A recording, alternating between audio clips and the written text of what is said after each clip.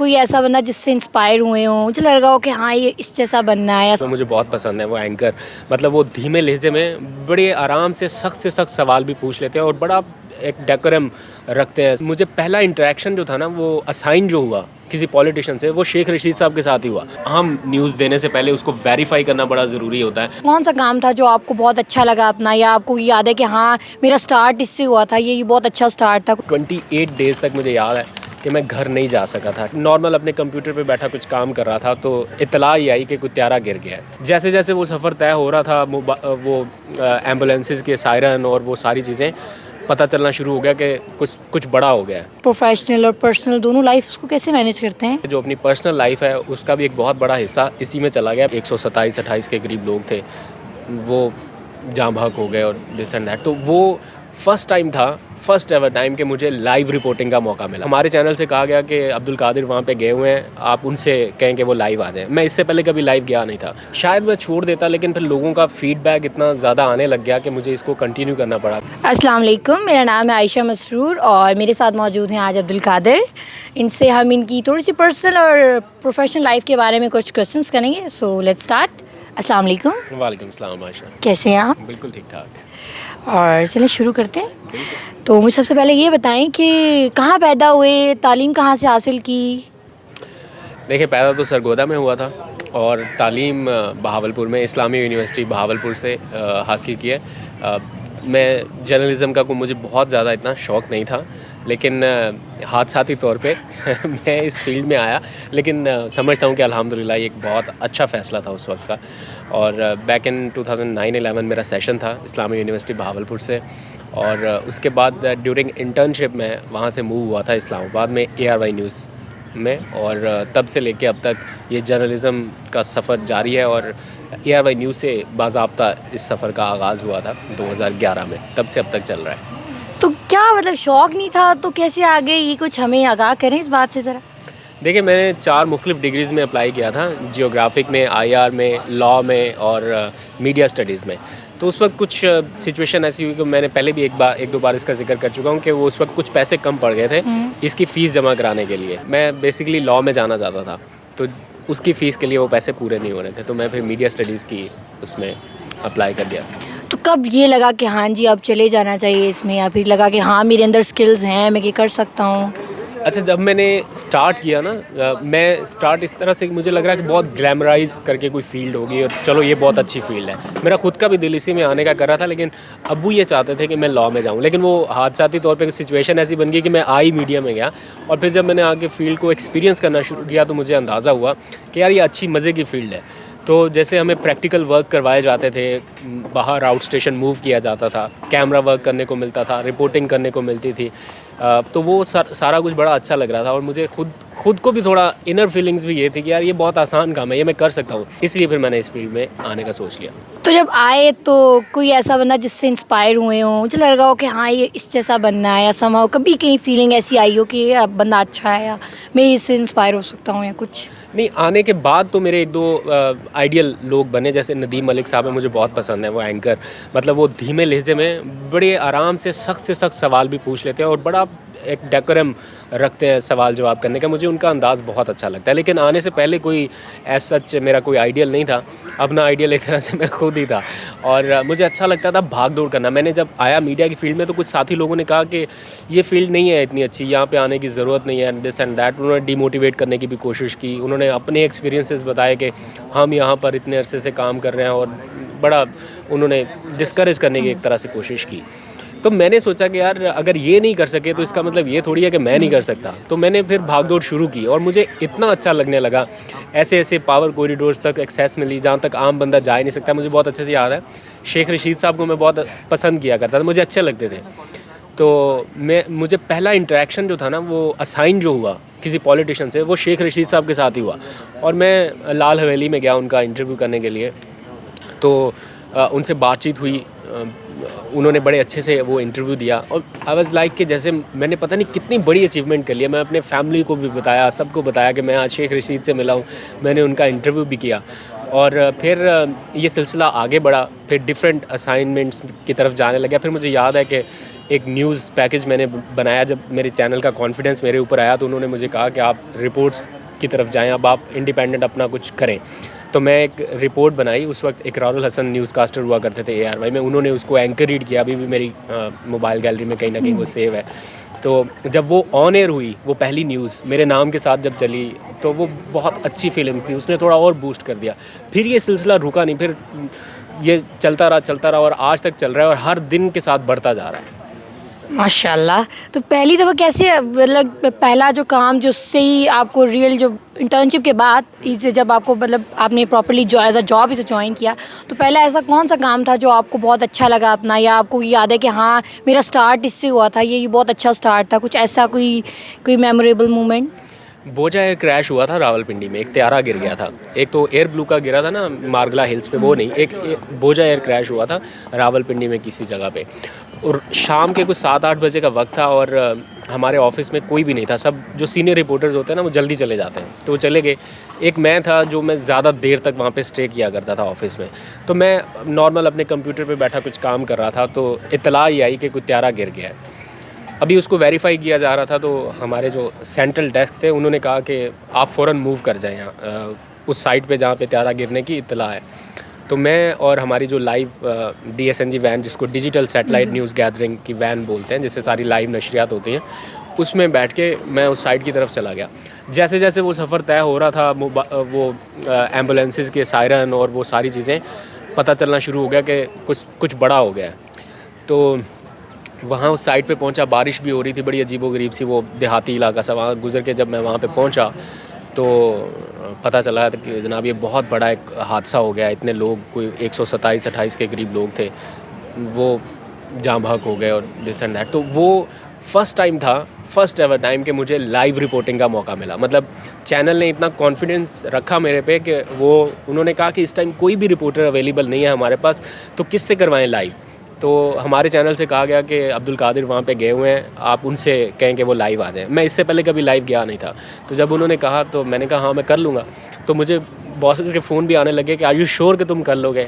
I said कि हाँ कर लूँगा, इसमें क्या है, बोलना ही है, जैसे बाकी बोलते हैं वैसे जो देखा है वो मैं बता दूँगा, इसमें क्या है। तो उन्होंने फिर मुझे लाइव आने का मौका दिया। तो मैं जब लाइव आया तो फिर बैक टू बैक 19 टाइम मुझे हर आधे घंटे बाद, हर आधे घंटे बाद इस तरह से लाइव आना पड़ा। और वो पूरी रात और वो पूरा दिन, और वो मैं रिपोर्टिंग करता रहा और मुझे खुद को फील नहीं हुआ कि ये मैं पहली बार कर रहा हूँ। और वो इतना अप्रिशिएट किया गया मेरी मैनेजमेंट की तरफ से कि उसके बाद फिर वो लाइसेंस टू गो होता है ना, अगर बस जाओ और करो काम, तो उसी के बाद बल्कि मेरा फिर अपॉइंटमेंट लेटर भी आ गया था। फिर मैं परमानेंट ARY में जॉब के लिए आ गया था। Very well done. तो अब तो माशाल्लाह से आप पूरा दिन ही प्राइम मिनिस्टर हाउस में होते हैं, और क्योंकि उनके साथ ही प्राइम मिनिस्टर को ही कवर कर रहे होते हैं, तो अभी किस तरह लाइक अपनी प्रोफेशनल और पर्सनल दोनों लाइफ्स को कैसे मैनेज करते हैं?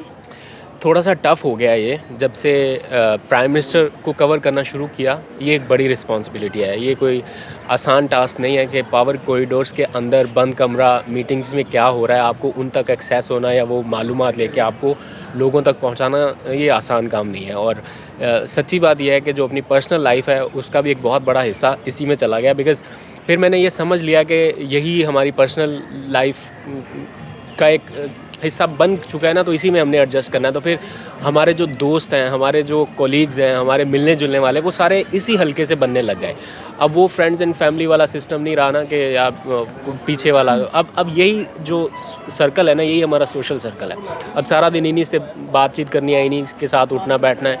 तो अब पर्सनल लाइफ भी अब इन्हीं के इर्द गिर्द घूमने लगी। हाँ, लेकिन टफ़ है जो आपके अभी तो शादी वादी वाला सीन नहीं है ना कि शादी हो, बच्चे हो तो उनको, लेकिन जब वो होगा सारा सीन तो फिर डेफिनेटली थोड़ा टफ़ होगा मैनेज करना टाइम इसमें थोड़ा, क्योंकि 24/7 की जॉब है ना आपकी। अभी इस टाइम मैं आपको इंटरव्यू दे रहा हूँ तो मैं ऑन जॉब हूँ।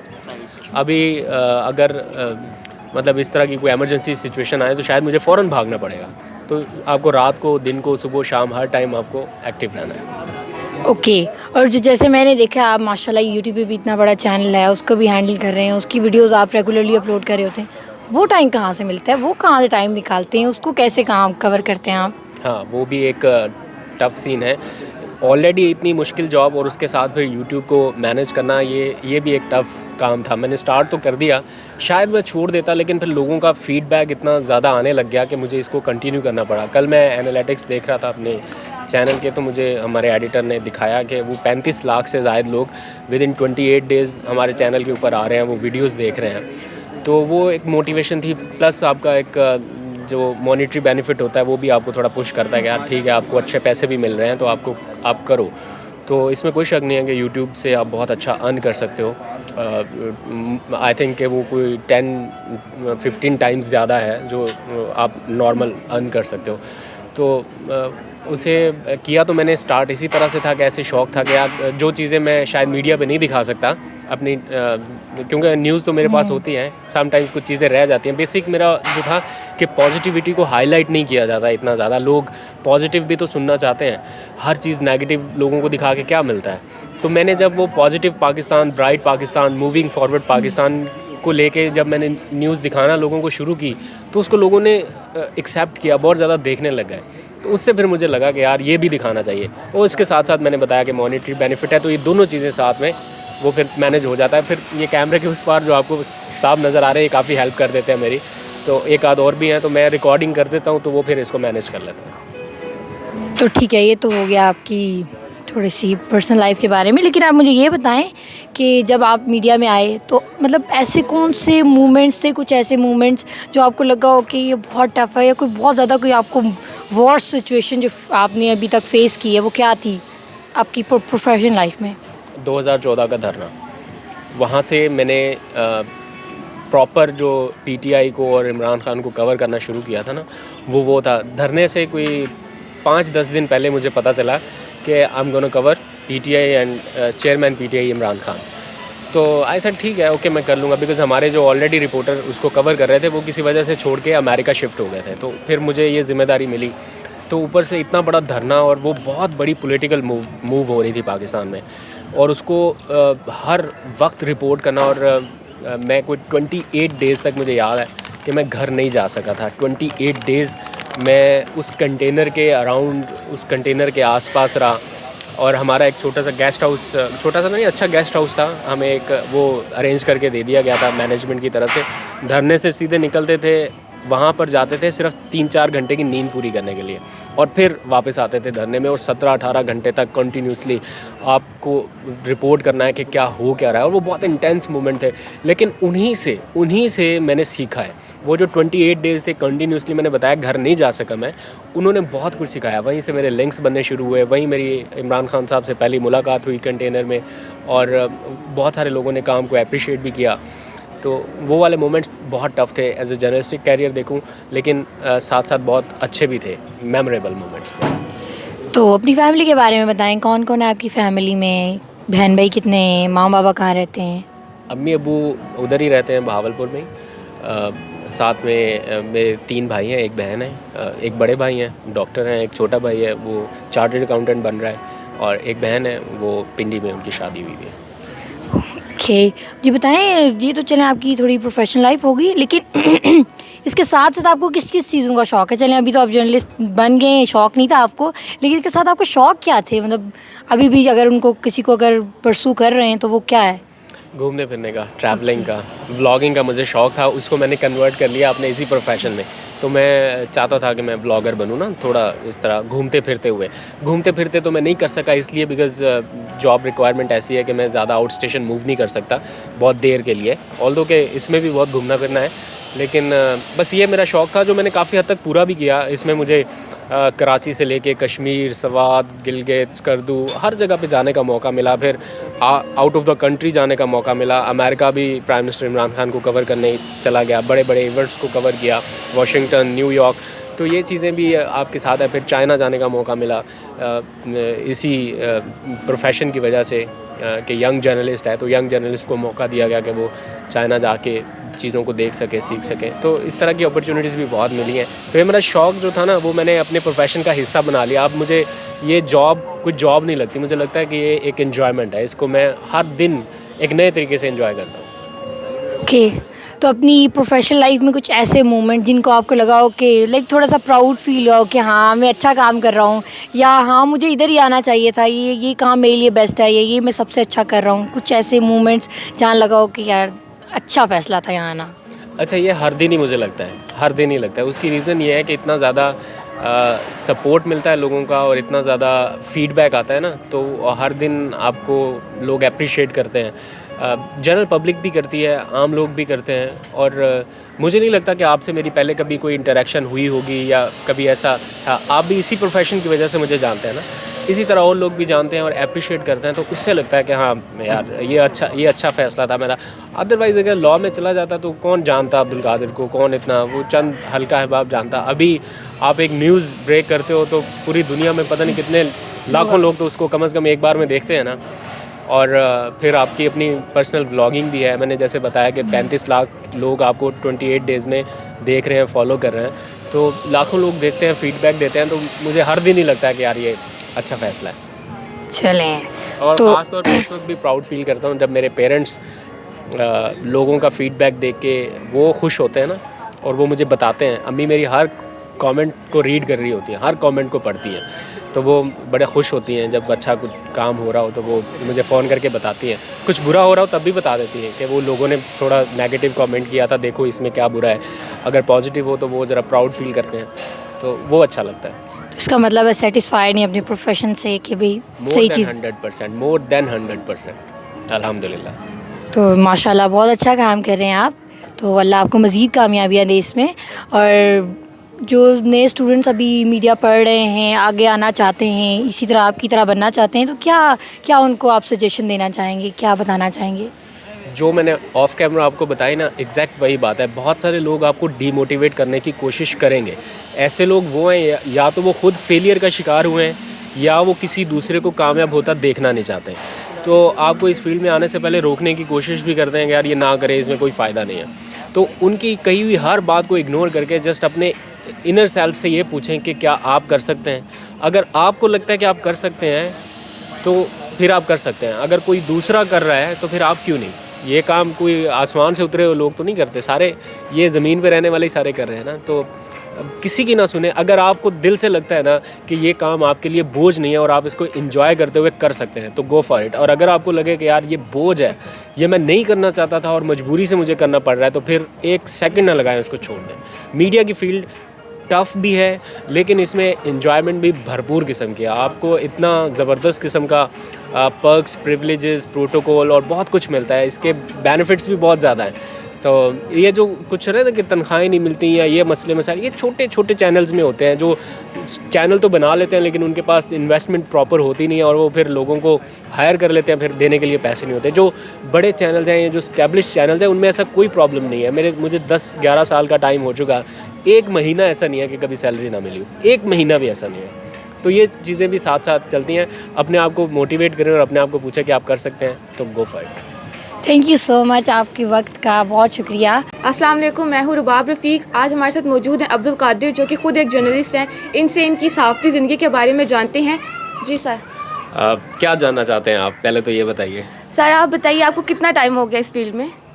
मुझे तकरीबन कोई 10 साल से ज़्यादा का वक्त गुजर चुका है। जैसे आप अभी पढ़ रहे हैं, तालिब इल्म है यूनिवर्सिटी में, ऐसे ही मैं भी इस्लामिया यूनिवर्सिटी भावलपुर से जर्नलिज़म की डिग्री मुकम्मल करने के बाद सीधा इसी फील्ड में आ गया जर्नलिज़म में। तो ये 2011 की बात है जब मैंने प्रॉपर ARY न्यूज़ से अपने जर्नलिज़म के कैरियर का आगाज़ किया। तो it's been 10 years, a decade.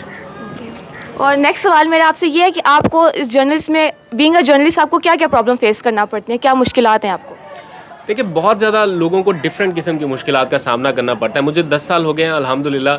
अगर आप काम बिल्कुल ठीक, ईमानदारी से और बिल्कुल तरीके से करें, जो जर्नलिज्म के नॉर्म्स हैं ना, अगर आप उनको फॉलो करें तो आपको किसी किस्म की कोई मुश्किल का सामना नहीं है। लेकिन हाँ, जब आप पावर कॉरिडोर्स को कवर करते हो तो फिर कहीं ना कहीं थोड़े बहुत प्रॉब्लम्स आपको रहते हैं। लाइक फेक न्यूज़ का बहुत एक सीरियस इशू रहता है कि आपको बड़ी अहम न्यूज़ देने से पहले उसको वेरीफाई करना बड़ा ज़रूरी होता है। और अगर ज़रा सी चीज़ इधर से उधर हो जाए, ज़रा सी भी चीज़, क्योंकि सेकंड्स में ये चीज़ें ब्रॉडकास्ट हो रही होती हैं, जो चीज़ आप देख रहे होते हो वो इन्फॉर्मेशन विद इन सेकंड्स आपके पास आ रही होती है। तो वो चीज़ों को वेरीफाई करना कि पावर कॉरिडोर्स में बंद कमरा मीटिंग्स में हो क्या रहा है, उसको एज़ इट इज़ आपको रिपोर्ट करना विद सोर्सेज, ये एक बड़ी जिम्मेदारी है। उसमें थोड़ी मुश्किल रहती है, अदरवाइज़ ऐसा कुछ नहीं। लेकिन कुछ लोग जो हमारे कोलीग्स हैं, उनको इस तरह की मुश्किलात का भी सामना करना पड़ा कि कहीं कोई डराया धमकाया गया, कि सच बोलने से रोका गया, कुछ लोगों के अपने ज़ाती मफादात भी होते हैं, तो वो फिर वो लिफाफा जर्नलिज़म का भी एक सिलसिला रहता है। तो बीइंग अ जर्नलिस्ट मुझे इस चीज़ से बड़ी नफ़रत है, और मुझे जब कोई इस बारे में आके ब्लेम करने की कोशिश करे या वो लेबल हम पे लगाए किसी एक काली भेड़ की वजह से, सबके ऊपर वो लेबल लगे, तो फिर उससे दुख होता है, वो थोड़ी सी मुश्किल है। लेकिन जो जेन्युइन इस वक्त इन लाइन थोड़े से प्रॉब्लम्स रहते हैं, उनमें जैसे तनख्वाहों का कुछ मामला है, छोटे चैनल्स में है, ये हर चैनल में नहीं है, कुछ चैनल्स में है। इसलिए कि मैं 10 साल मैंने आपको बताया कि इस फील्ड में हो चुका है मुझे, आज तक कभी ऐसा नहीं हुआ कि मेरी तनख्वाह कभी लेट हुई हो या 1 महीना भी कभी ऐसा गुजरा हो कि मुझे पे ना मिली हो। लेकिन कुछ छोटे चैनल्स जिनका बिज़नेस मॉडल अच्छा नहीं है और उनका एडवर्टाइजमेंट स्ट्रक्चर मजबूत नहीं है, वो अपने वर्कर्स को टाइमली तनख्वाहें नहीं दे पाते। तो ये जो छोटे चैनल से वाबस्ता जर्नलिस्ट क्लास है, उनको ये प्रॉब्लम बहुत फेस करना पड़ता है कि हमें वक्त पे तनख्वाहें नहीं मिलती। अदरवाइज़ ये कोई इतना बड़ा इशू नहीं है। तो फिर जो एक बड़ी क्लास, अपर क्लास है, एलीट पॉलिटिकल क्लास, उनका फिर सबकी ये ख्वाहिश होती है कि हमारी पसंद की खबरें चलें। ख़ास तौर पे जो गवर्नमेंट में रहने वाले लोग हैं, समटाइम्स वो चाहते होंगे ऐसा, और वो जर्नलिस्ट क्लास को अप्रोच भी करते हैं। तो वो थोड़ा सा कभी कभी ऐसा फ़ील होता है कि जो असल हक़ाइक़ आवाम तक जा रहे होते हैं, उसको वो इन्फ्लुएंस करते हैं समटाइम्स। हर बार ऐसा नहीं होता, किसी हद तक, बिकॉज़ ये इंडस्ट्री इस तरह की लिंक्ड है कि आपको एडवर्टाइजमेंट, गवर्नमेंट एडवर्टाइजमेंट के ऊपर काफ़ी इन्हिसार रहता है मीडिया आउटलेट्स का। तो मैं ये नहीं कह रहा कि पीटीआई की गवर्नमेंट इस तरह कर रही है, मौजूदा गवर्नमेंट, ये सारी हुकूमतों में ऐसा होता रहा है कि सहाफ़ी को कभी सच बोलने से दबाया भी जाता है, मना किया जाता है कि आप ना। मेरे साथ ऐसा नहीं हुआ, लेकिन आम जो मैंने विटनेस किया है, कभी कभी लोगों को दबाव डाल के रोका भी जाता है। लेकिन ओवरऑल मजमूई तौर पे मैं सेटिस्फाइड हूँ कि कोई ऐसी मुश्किलात नहीं है जिनका सामना ना किया जा सके या जिनकी वजह से आप बहुत ज़्यादा परेशान हो। अदरवाइज़ ये फील्ड बहुत ज़्यादा चार्मिंग है। आपको पावर कॉरिडोर्स तक मुकम्मल एक्सेस मिलती है, जहाँ तक आम बंदा नहीं जा सकता, आपको वहाँ तक जाने की एक्सेस मिलती है। आपका जो पर्क्स एंड प्रिविलेजेस हैं वो बेहतर हैं, आपका लाइफस्टाइल बेहतर है। तो ओवरऑल ये एक अच्छी फील्ड है, लेकिन थोड़े बहुत मसले मसाइल आते हैं। अगर आप जर्नलिस्टिक नॉर्म को फॉलो करते हुए आगे बढ़ें तो फिर आपको कोई नहीं तंग कर सकता। तो सर, आपने अपनी प्रॉब्लम्स के बारे में बताया, अब इसका सोल्यूशन भी बताएं। देखिए, सलूशन हर प्रॉब्लम का डिफरेंट है। जैसे मैंने आपको बताया, फ़ेक न्यूज़ एक बड़ा मसला है, ये जर्नलिस्ट क्लास के लिए भी मसला है, और जो गवर्नमेंट स्ट्रक्चर है उसके लिए भी एक इशू है। इसको सॉर्ट आउट करने के लिए हुकूमती लेवल पर इक़दामात ये हो सकते हैं कि जुर्माने आप सख्त कर दें, सज़ाएँ सख्त कर दें, और हुकूमत उसके बारे में संजीदगी से सोच भी रही है ताकि इन फ़ेक न्यूज़ को काउंटर किया जा सके। लेकिन हम ये समझते हैं कि अगर हम कोई न्यूज़ ब्रेक करते हैं जो कि बिल्कुल वेरीफाइड है, ऑथेंटिक है, गवर्नमेंट सोर्सेज से एक नहीं, दो नहीं, तीन, चार सोर्सेज से उसको वेरीफाई किया हुआ है, बट स्टिल अगर गवर्नमेंट ये क्लेम कर दे कि ये फ़ेक न्यूज़ है, तो हम क्या कर सकते हैं? अगर गवर्नमेंट उसको फ़ेक न्यूज़ कंसीडर करके हमारे ऊपर जुर्माना डालना चाहे या पैमरा से नोटिस हमें भिजवाए, तो उसके बाद हमारे लिए क्या सलूशन है? कोई नहीं है। तो इस जगह पे आके डेडलॉक है। गवर्नमेंट सख्त सज़ाएँ भी ला रही है, कानून भी ला रही है। एक बिल कुछ दिनों पहले लाया जा रहा था मीडिया डेवलपमेंट अथॉरिटी के हवाले से, उसमें बड़ी सख्त सज़ाएँ थी, लेकिन जर्नलिस्ट क्लास ने उसकी इसलिए मज़म्मत भी की और उसकी मुखालफत भी की कि ये एक हथियार बन जाएगा, पॉलिटिकल हथियार, कि कोई भी गवर्नमेंट ये कर सकती है, कंट्रोल कर सकती है मीडिया को कि आप ये ख़बर नहीं देंगे, ये फ़ेक न्यूज़ है, आप पे 2.5 करोड़ रुपए का जुर्माना। तो इस चक्कर से बचने के लिए, या इस डर में ही बंदा अब खबर ही ना दे कि यार अगर आपने न्यूज़ दे दी तो आपको 2.5 करोड़ रुपये तक का जुर्माना, अब मेरे जैसा बंदा 2.5 करोड़ रुपये का फ़ाइन किस तरह पे कर सकता है? तो इसका सलूशन ये है कि कोई प्रॉपर ऐसा मैकेनिज़्म हो जिस पर गवर्नमेंट स्ट्रक्चर और मीडिया स्ट्रक्चर ऑन बोर्ड हो, इत्तेफाक कर रहे हो कि ठीक है, सज़ाएं भी होनी चाहिए, लेकिन चेक एंड बैलेंस का कोई तरीकाकार होना चाहिए। जब आप इन्फॉर्मेशन तक एक्सेस को आसान नहीं बनाएंगे, छुपा के रखेंगे हर चीज़, तो फिर वहाँ से चीज़ें ये शुरू होती हैं। हर खबर भी फ़ेक न्यूज़ नहीं होती, कुछ चीज़ें गवर्नमेंट को पसंद नहीं होती तो वो कह देते हैं कि ये फ़ेक न्यूज़ है, तो हमारे सोर्सेज उसको कंफर्म कर रहे होते हैं, वही गवर्नमेंट के सोर्सेज से। तो ये थोड़ा सा ऐसा चलता रहता है। गवर्नमेंट ने अपनी तरफ से बहुत कोशिश की है कि इसको प्रॉपर मैकेनिज़्म के तहत ठीक किया जाए, लेकिन अभी भी उसमें कुछ अबहम है। कानून साजी ही इसका हल है। आपने पूछा ना क्या सलूशन है, तो कानून साजी ही इसका सलूशन है, लेकिन गवर्नमेंट के साथ साथ मीडिया ऑर्गेनाइजेशंस को भी चाहिए कि अगर कोई फ़ेक न्यूज़ प्रूव हो जाती है कि ये वाकई फ़ेक न्यूज़ है और ये प्रोपेगेंडा के तहत चलाई गई है, कुछ लोग कर रहे हैं, कुछ चैनल्स करते हैं प्रोपेगेंडा, तो उसके ऊपर फिर एहतसाब सख्त होना चाहिए। उसके ऊपर फिर मैं कहता हूँ 2.5 करोड़ नहीं, फिर 5 करोड़ रुपया जुर्माना होना चाहिए, लेकिन हर खबर पर नहीं। Thank you so much sir, आपने अपना वक्त दिया, आपने अपनी प्रॉब्लम्स उसका सोल्यूशन भी दिया। Thank you.